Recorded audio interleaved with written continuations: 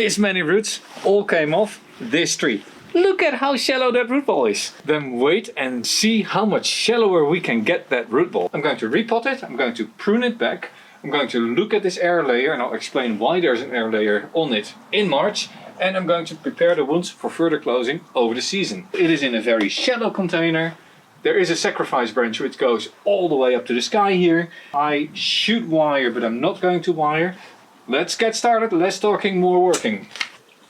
Let's start off with checking whether this air layer has started to root. I decided last winter, let's see whether I can air layer it just for the fun of it really. And if it has air layered, then I can just remove the whole layer, which will greatly ease my repotting. For this air layer I didn't do much except for put some wire around it, if I'm correct.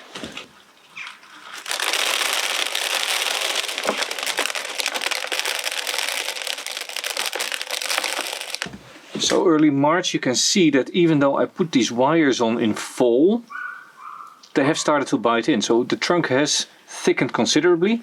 I can now remove the bark just below or just above this wire, put the container over it again, and I think that within a couple of weeks I should get roots on here. But it also means that the sacrifice can't go completely.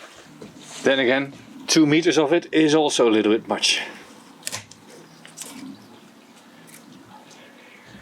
I'm just going to pull this from the pot.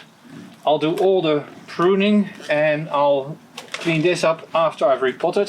Why afterwards? Well, basically because then I don't have to worry all that much about bumping the buds off, because during the pruning I can decide, okay, this branch has been damaged, I'm going to not prune that. I thought this was going to be good for another 2 or 3 weeks, and then I came home on Friday and I looked at the tree and it's like, yeah, that's too late. Why does it need repotting? You can see here at the pot that the substrate has really reached the rim of this container. It is actually pushing over, you can see the substrate falling down, so there's no more space. Probably there's a thick layer of roots here at the bottom, which I'm going to have to cut down with my knife. Did I bring a wire clipper? Oh, of course not. Let me get one.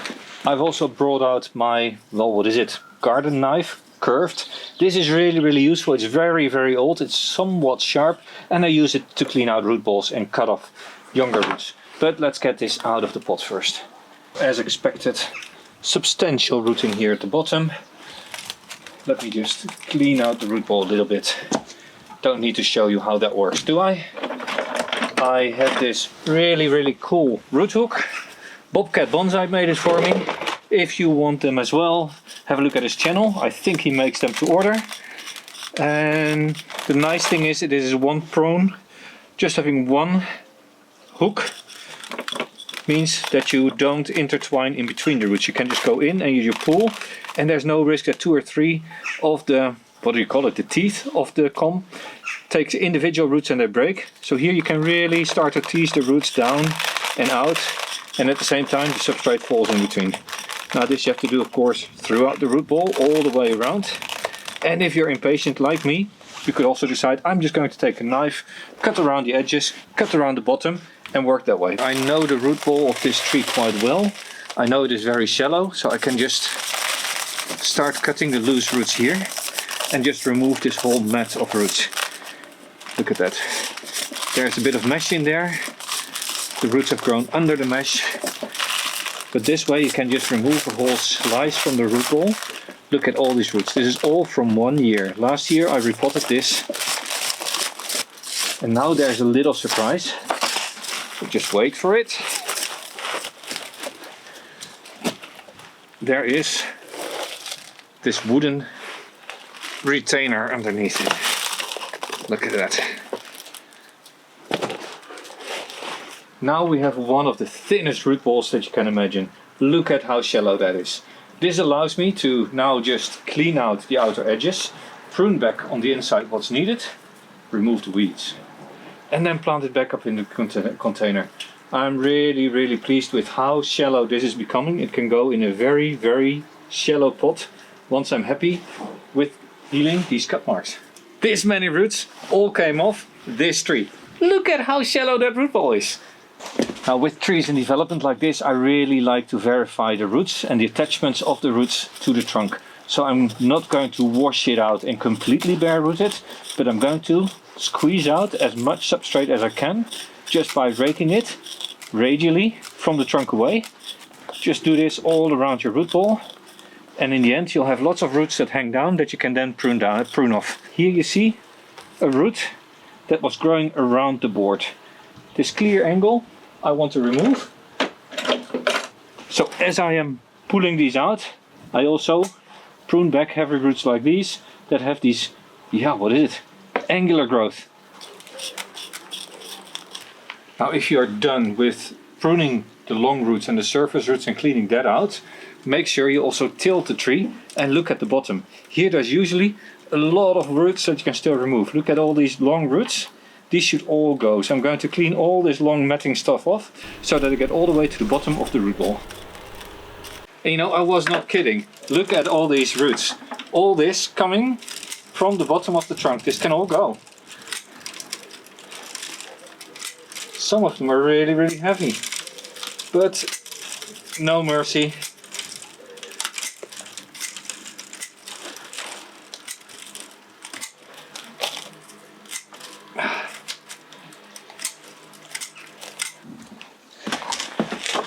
Now with all the root work done, don't know if you can tell, but I've gotten all the way to the base.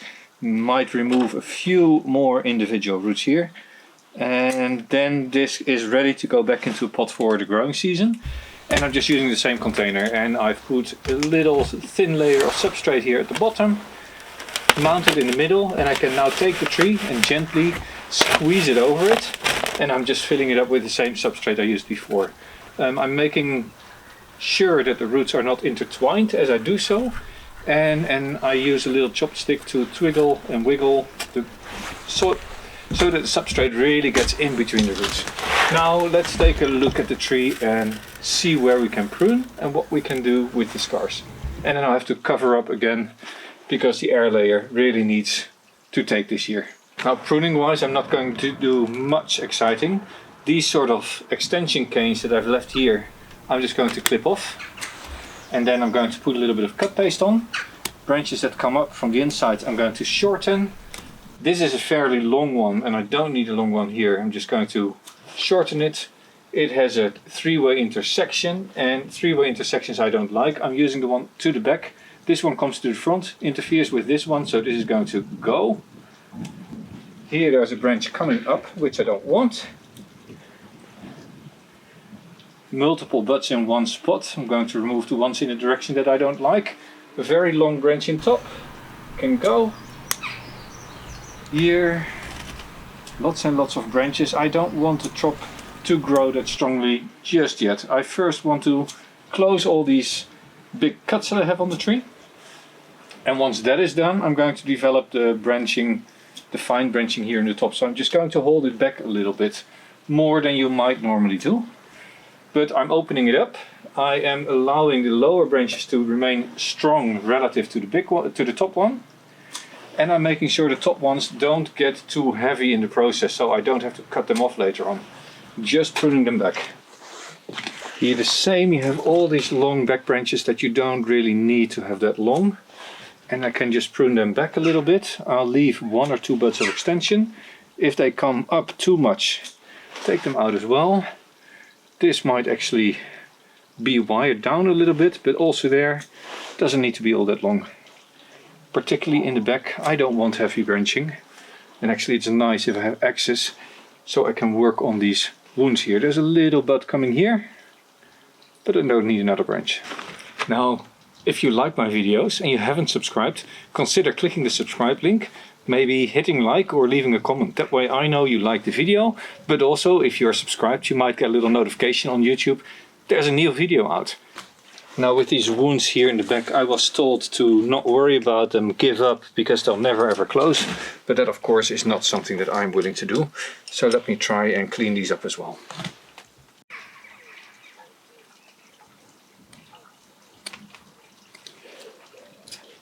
So of course with a sharp knife I'm cutting a sliver of the bark that grew last year. This way hopefully triggering callus formation and hopefully extension of the bark on all these sides. Doing this everywhere, all along the edge. And I'm going to cover it with cut paste. And this year I'm going to use the liquid cut paste for a change. And see where that gives a better response than the stuff I used last year.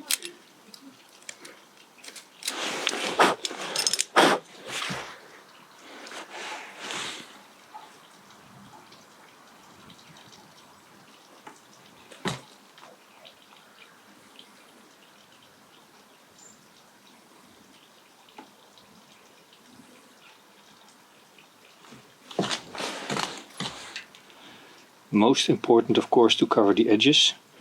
The center is not all that important. Callus doesn't grow from the center, it grows from these edges.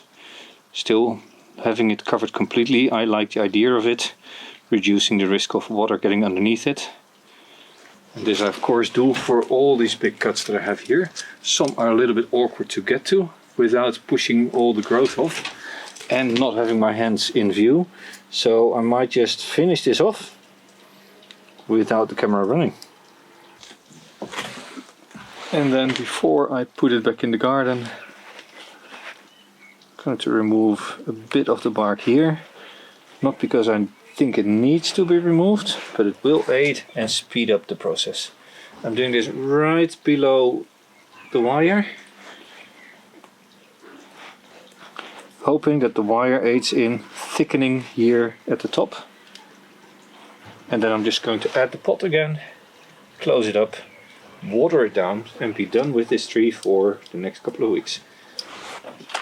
And with that, this tree is done for the rest of the season. I'm going to just water it down a little bit and then it's going to go back into the sun, ready to grow. Next year I hope to put this in a proper pot, but that depends on how quickly these wounds close down. For sure next year the sacrifice is gone, whether it roots or not, that's fine. This was Jelle, growing bonsai with a big Trident Maple. See you next time and keep growing bonsai.